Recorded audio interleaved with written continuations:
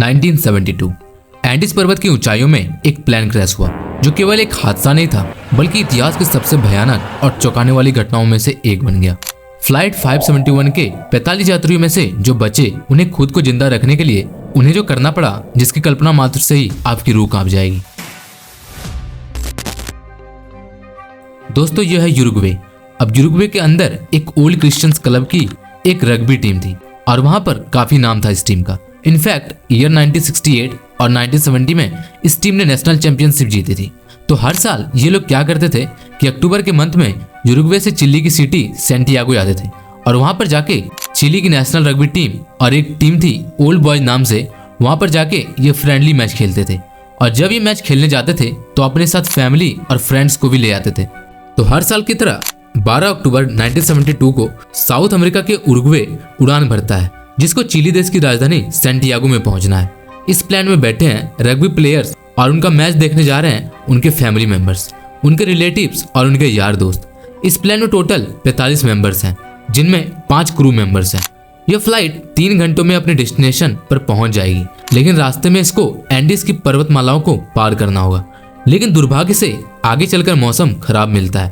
इस वजह से इस फ्लाइट को रास्ते में ही अर्जेंटीना के मेंडोजा शहर में लैंड कराया जाता है। ये मेंडोजा एरिया जो था वो चिली से थोड़ा पहले पड़ता था। फ्लाइट रात भर वहीं रुकती है और अगले दिन यानी 13 अक्टूबर को उड़ान भरने के लिए तैयार होती है। लेकिन परेशानी ये है कि अभी भी मौसम खराब है। लेकिन अच्छी बात यह है कि इस फ्लाइट का जो पायलट है वह इस रूट से पहले भी 51 बार उड़ान भर चुका है। इस वजह से उसे पूरा आइडिया है कि इन एंडीज की पहाड़ियों को कैसे पार करना है। पायलट के कॉन्फिडेंस की वजह से यह फ्लाइट 13 अक्टूबर को दोपहर में फिर से उड़ान भरती है। यहाँ से सैंटियागो पहुंचने में सिर्फ 1 घंटे का रास्ता बचा है और पायलट को पूरा भरोसा है कि 1 घंटे के बाद वह सही सलामत सैंटियागो पहुंच जाएंगे। यह प्लेन करीब 18,000 फीट के एल्टीट्यूड पर उड़ रहा था और धीरे धीरे एंडीज की पहाड़ियों को पार करता जा रहा था। लेकिन आगे चलकर मौसम और खराब होता गया जिस वजह से विजिबिलिटी और कम हो गई और पायलट को आगे कुछ भी दिखाई नहीं दे रहा था। अगर मौसम साफ होता तो पायलट आसपास की पहाड़ियों को देखकर आइडिया लगा लेता कि प्लेन कहाँ है। लेकिन इस समय तो पायलट केवल प्लेन के इंस्ट्रूमेंट पर ही निर्भर है। अब क्योंकि पायलट को पता था कि वो 1 घंटे में सैंटियागो पहुंच जाएंगे, इसलिए वो अपनी लोकेशन का रफ आकलन करता रहा। और 1 घंटे के बाद जब उसे लगा कि उसे एंडीज की पहाड़ियों को पार कर लिया है तो उसने सैंटियागो एयरपोर्ट पर एटीसी से प्लेन को लैंड कराने की अनुमति मांगी। एटीसी ने पूछा कि क्या आपने एंडीज की पहाड़ी को पार कर लिया है? तो पायलट ने कहा कि हाँ, उन्होंने एंडीज की पहाड़ियों को पार कर लिया है। एटीसी भी पायलट द्वारा दी गई लोकेशन पर ही निर्भर थी, तो एटीसी ने प्लेन को लैंड कराने की परमिशन दे दी और पायलट से कहा कि आप प्लेन को 11,500 फीट के एल्टीट्यूड पर ले आओ। पायलट प्लेन के एल्टीट्यूड को धीरे धीरे घटाने लगा। जैसे ही प्लेन नीचे आता है तो पायलट को दिखाई देता है कि अभी तो एंडीज की पहाड़ियां ही चल रही हैं और सामने एक बहुत बड़ी चट्टान है। जल्दी से पायलट प्लेन को फिर से ऊपर उठाने की कोशिश करता है, लेकिन अब बहुत देर हो चुकी थी। प्लेन को ऊपर उठाते उठाते प्लेन का पिछला हिस्सा पहाड़ी से टकरा जाता है और वो टूटकर अलग हो जाता है।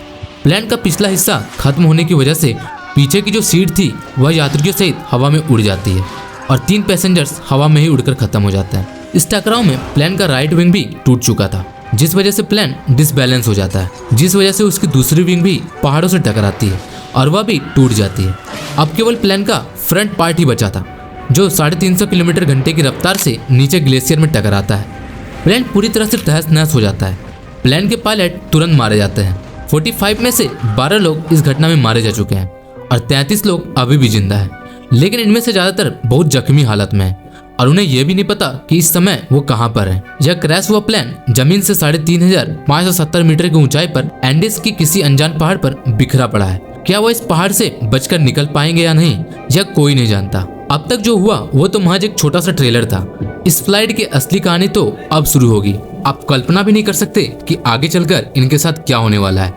यह वीरान एंडीज की पहाड़ियां अब इन पर कहर बनकर बरसने वाली है।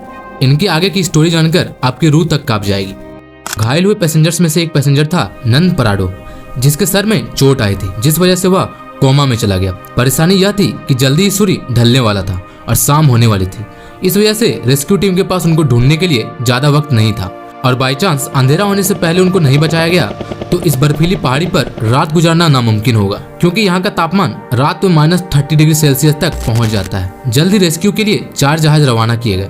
इन चारों जहाजों ने एंडीज की पहाड़ियों को खंगाल डाला, लेकिन इन्हें कहीं भी कुछ भी नहीं मिला, क्योंकि प्लेन ऐसे जगह पर क्रैश हुआ था जहाँ पर सफेद बर्फ और घना कोहरा था और प्लेन भी सफेद रंग का ही था। इस वजह से ऊपर से देखने पर रेस्क्यू टीम को क्रैश साइट का अंदाजा ही नहीं हो पा रहा था।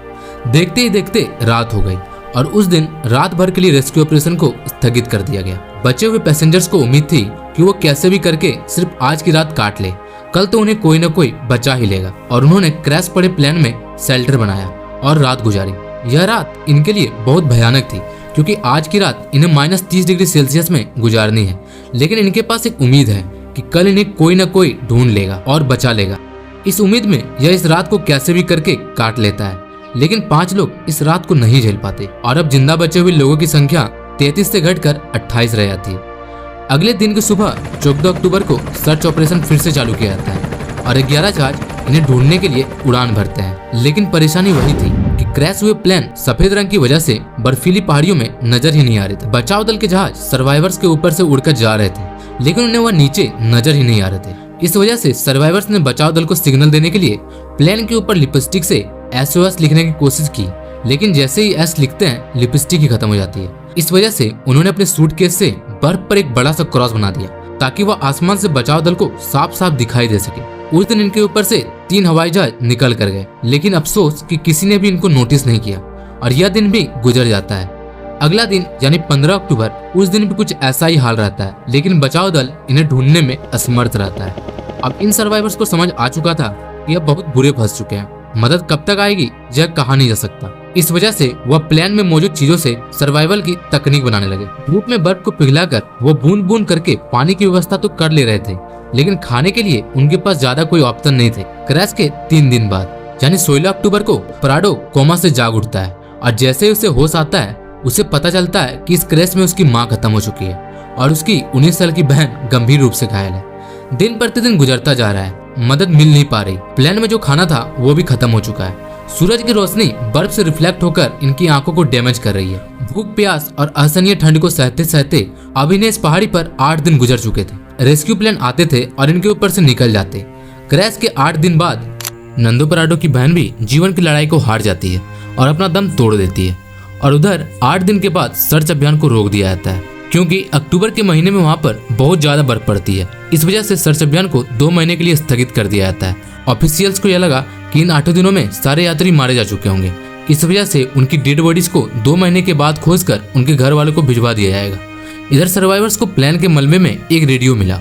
जब सर्वाइवर्स ने रेडियो को ऑन किया तो उसमें उन्हीं की न्यूज ब्रॉडकास्ट हो रही थी कि फ्लाइट 571 के सर्च ऑपरेशन को अब बंद कर दिया गया है। इस न्यूज ने सर्वाइवर्स के होश उड़ा दिए। अभी तक तो उनको अपने खोजे जाने की एक उम्मीद थी, लेकिन वो अब रेडियो पर अपने ही मरने की खबर सुन रहे थे। अपने खोजे जाने की उम्मीद की किरण थी वह भी टूट चुकी है। अब उनको पता है कि यहाँ पर मौत निश्चित है। अब या तो परिस्थितियों को अपने ऊपर हावी होने दो या उनका डटकर सामना करो। उन्होंने प्लेन की सीटों को फाड़कर उसकी रुई को अपने कपड़ों में भरकर ठंड से बचने की कोशिश की। सीट कवर्स को पैरों में लपेटकर बर्फ में चलने के लिए जूते बनाए। सबसे बड़ी दिक्कत खाने की थी। अब जिंदा रहने के लिए इनके पास सिर्फ एक ही ऑप्शन था, वो करना जो इतिहास में कभी भी किसी ने नहीं किया, जिसके बारे में सोचकर ही रूह कांप जाए। इन्होंने बर्फ पर पड़ी अपने फैमिली मेंबर्स, रिलेटिव्स और जिनके साथ वो कभी खेले कूदे उन यार दोस्तों की डेड बॉडीज को खाने का फैसला किया। हालांकि यह फैसला लेना उनके लिए बिल्कुल भी आसान नहीं था। एक एक करके दिन गुजरता जा रहा था। इनके पास खुद को बचाने के लिए कोई भी प्लान नहीं था। वह रात को ठंड से बचने के लिए टूटे पड़े प्लेन के अंदर ही सोते। लेकिन क्रैश के 16 दिन बाद यानी 29 अक्टूबर को कुदरत ने इनको एक और झटका दिया। वह रात में सो रहे थे और अचानक से उन्हें पता चलता है कि पहाड़ से बर्फ का एक मोटा हिस्सा टूटकर नीचे गिर रहा है। यह एवलांच इतना जोर से आया कि भारी मात्रा में मौजूद बर्फ ने उनके टूटे प्लेन को अपनी चपेट में ले लिया। उनका प्लेन बर्फ के नीचे दब चुका था और प्लेन के अंदर भी बर्फ घुस चुकी थी, जिस वजह से उनके लिए ऑक्सीजन की कमी हो गई और दम घुटने की वजह से 8 और लोग अपनी दम तोड़ देते हैं और अब केवल 19 लोग ही जिंदा बचे हैं, लेकिन वह भी बर्फ के नीचे दबे हैं। इस बर्फ से बाहर निकलने में इन लोगों को 3 दिनों का समय लग जाता है। अब इन्हें रियलाइज हो जाता है कि यहाँ रहेंगे तो एक एक करके सब लोग मारे जाएंगे। इससे अच्छा है इस पहाड़ी से बाहर निकलकर मदद ढूंढने की कोशिश की जाए। उन लोगों में ज्यादातर सभी जख्मी हालत में थे, इस वजह से वह इस पहाड़ी को पार करने में सक्षम नहीं थे। लेकिन 3 लोग ऐसे थे जो कम चोटिल थे। इस वजह से उन तीनों ने इस पहाड़ी से बाहर निकलकर मदद लेने का फैसला किया। उन्होंने रास्ते के लिए मांस के टुकड़े अपने साथ लिए और उनको ठंड से बचने के लिए सबसे मोटे कपड़े दिए गए। और क्रैश के 33 दिनों के बाद यानी 15 नवंबर को यह तीनों लोग मदद ढूंढने के लिए निकल पड़ते हैं। चलते चलते इनको शाम होने लगती है और तभी इनकी नजर प्लेन के दूसरे टूटे हुए हिस्से पर पड़ती है। प्लेन का जो पिछला हिस्सा टूटकर अलग हो गया था उन्हें वह दिखाई देता है। जब वह उस मलबे के पास पहुंच जाते हैं तो उन्हें उसमें खाने के लिए बहुत कुछ मिलता है। आज की रात उन्होंने इसी में गुजारने का फैसला किया। पिछले कुछ दिनों में आज की यह रात उनके लिए बहुत अच्छी रही है। प्लेन के उस पिछले भाग में उन्हें एक बैटरी मिली। उन्होंने सोचा क्यों ना इस बैटरी को प्लेन के मेन बॉडी के पास ले जाया जाए और उसमें लगी कम्युनिकेशन डिवाइस को चालू करके मदद बुलाई जाए। लेकिन बैटरी का वजन 25 केजी था। इतनी भारी बैटरी को इतनी कमजोर हालत में क्रैश साइट पर ले जाना संभव नहीं था। फिर उन्होंने सोचा कि प्लेन की मेन बॉडी से उस कम्युनिकेशन डिवाइस को ही निकालकर इस बैटरी के पास लाया जाए और उसे चालू किया जाए, जिसकी मदद से वह बचाव दल को बुला सके। कुछ दिनों तक उन्होंने इसे चालू करने की कोशिश की, लेकिन इन्हें सफलता नहीं मिली और क्रैश के 59 दिनों बाद यानी 11 दिसंबर को एक और एवलांच आता है, जिनमें 3 और सर्वाइवर्स मारे जाते हैं, जिसके बाद जिंदा बचे लोगों की संख्या केवल 16 रह जाती है। और अब ये तीनों नौजवान बिना किसी गियर के ग्लेशियर पर चढ़ाई करने के लिए निकल पड़ते हैं। यह तीनों पश्चिम दिशा की ओर चलते चले जाते हैं, लेकिन यह बिल्कुल भी नहीं जानते कि जिस दिशा में यह जा रहे हैं उसमें कोई भी इंसानी बस्ती इन्हें नहीं मिल पाएगी। उनको बस यह लग रहा था कि उनको इस सामने वाली पहाड़ी को पार करना है और उन्हें मदद मिल जाएगी, और उन्हें उम्मीद थी कि वह 3 दिनों में इस पहाड़ी को पार कर लेंगे। इसलिए उन्होंने अपने साथ में सिर्फ 3 दिनों के लिए ही मीट की सप्लाई रखी। इन्होंने धागे से सील के एक स्लीपिंग बैग बनाया था, तो यह दिन भर बिना किसी गियर के पहाड़ पर चढ़ते और रात में एक ही स्लीपिंग बैग में तीनों चिपक कर सोते। खुले में बिना किसी सुविधा के -30 डिग्री सेल्सियस में रात गुजारना कोई आसान बात नहीं थी। चलते चलते इन्हें चौथे दिन की सुबह हो चुकी थी, लेकिन अच्छी बात यह थी कि वह अब उस पहाड़ी की चोटी पर पहुंच चुके थे। जैसे ये पहाड़ की चोटी पर पहुंचे तो उनके पैरों तले जमीन निकल गई, क्योंकि पहाड़ पर चढ़कर इन्हें पता चला कि वह इतने दिनों से जिस दिशा में चल रहे थे वह गलत दिशा थी। आगे रास्ता खत्म ही नहीं होता। अब क्योंकि इनके पास खाने की सप्लाई बहुत कम थी, इस वजह से उन्होंने फैसला किया कि उनमें से एक बंदा क्रैश साइड पर वापस चला जाएगा और 2 लोग आगे जाएंगे। इस वजह से विजेंट वापस लौट जाता है और पराडो और कोनासा उस पहाड़ की चोटी पर चढ़ने के बाद इनको सही रास्ते का अनुमान हो जाता है और यह दोनों कई दिनों तक आगे बढ़ते रहते हैं। और कुछ दिनों के बाद इन्हें नदी की एक छोटी सी धारा मिलती है। वह इस धारा के साथ साथ नीचे चलते रहते हैं और लगातार 9 दिनों तक चलने के बाद 20 दिसंबर को नदी के दूसरे किनारे पर इन्हें 3 लोग दिखाई देते हैं। यह चलते चलते बहुत थक चुके थे। पिछले 9 दिनों में इन्होंने पहाड़ पर 61 किलोमीटर की हाइकिंग की थी और अब मंजिल इनके सामने थी। इन्होंने उनसे मदद की गुहार लगाई, लेकिन वो लोग टुमारो बोलकर चले गए। उस दिन इन्हें कोई मदद नहीं मिल पाई, लेकिन अगले ही दिन वो विलेजर फिर से वापस आया और एक पत्थर में कागज और पेन लपेटकर नदी के दूसरे किनारे पर फेंका। पराडो ने पेन और कागज को उठाकर जो भी घटना घटी थी उसके बारे में सब कुछ लिख दिया। जब उस विलेजर ने उस पेपर को पढ़ा तो वह सब कुछ समझ गया, क्योंकि उसे पता था कि इन पहाड़ी में कुछ दिन पहले प्लेन क्रैश हुआ था और उस एरिया में भी पूछताछ के लिए लोग आए थे। लेकिन वो हैरान था कि यह लोग अभी तक जिंदा कैसे बचे हैं।